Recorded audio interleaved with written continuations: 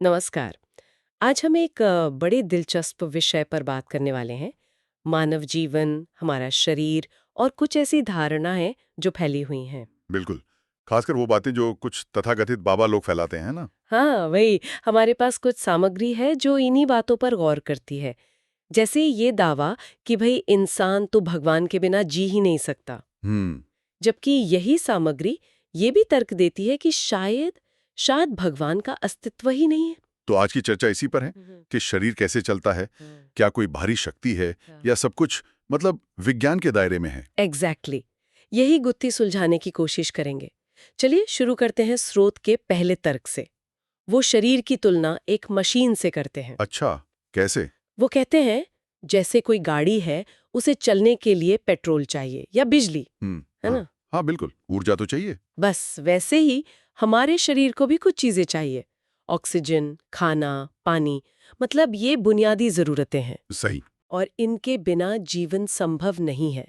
ये किसी बाहरी अदृश्य शक्ति की वजह से नहीं है, बल्कि सीधी सीधी भौतिक जरूरत है। हाँ, ये तो मतलब बायोलॉजिकल फैक्ट है। और स्रोत इसी बात को आगे कैसे ले जाता है? शरीर के अंत के बारे में क्या कहता है? वो भी दिलचस्प है। वो कहते हैं जैसे मशीन पुरानी हो जाती है, मान लीजिए 30-35 साल में, तो वो कबाड़ हो जाती है। हम्म। वैसे ही शरीर का भी एक समय होता है। उसके बाद वो भौतिक रूप में खत्म हो जाता है। जला दिया या दफना दिया, मतलब अंत निश्चित है। और ये जो विज्ञान वाली बात है, अंग प्रत्यारोपण की। हाँ, वो भी है।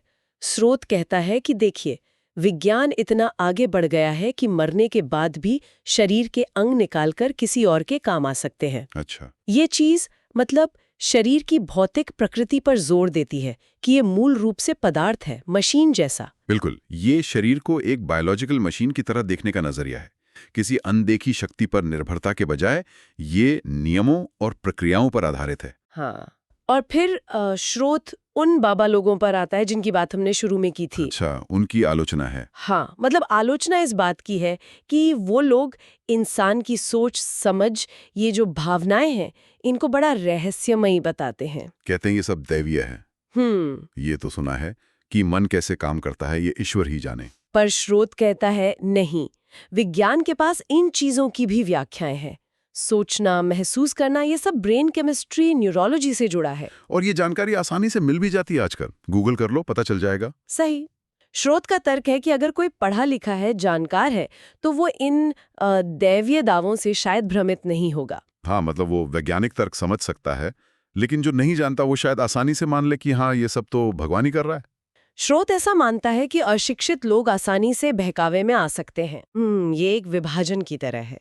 लेकिन फिर एक पेंच आता है।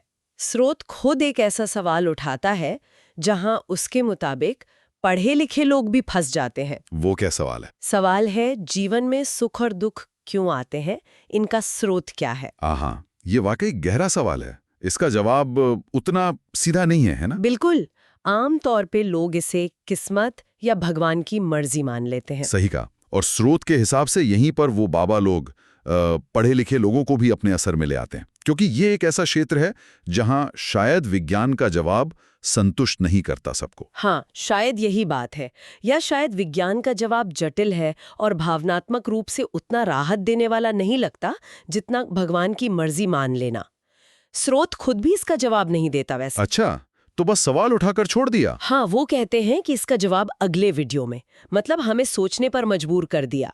तो कुल मिलाकर अगर देखें तो ये स्रोत विज्ञान और जीव विज्ञान को आगे रख रहे हैं। वो कह रहे हैं कि जीवन और शरीर को इनके नियमों से समझा जा सकता है। हाँ, और ये सीधे सीधे उन दावों को चुनौती दे रहे हैं कि भाई इंसान भगवान के बिना जी नहीं सकता या ये सब कुछ दैवीय नियंत्रण में है। और वो जानकारी और शिक्षा को एक तरह से बचाव का तरीका बता रहे हैं कि अगर आप जानते हैं तो शायद आप ऐसी भ्रामक बातों में नहीं फंसेंगे। बिल्कुल।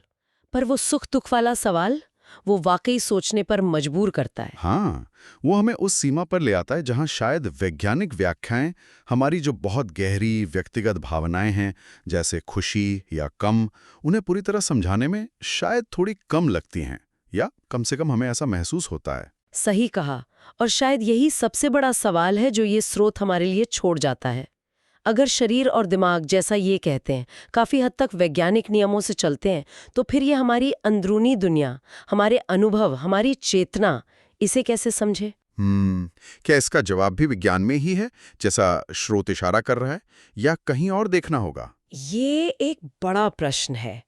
शायद इस पर आगे और विचार करने की जरूरत है।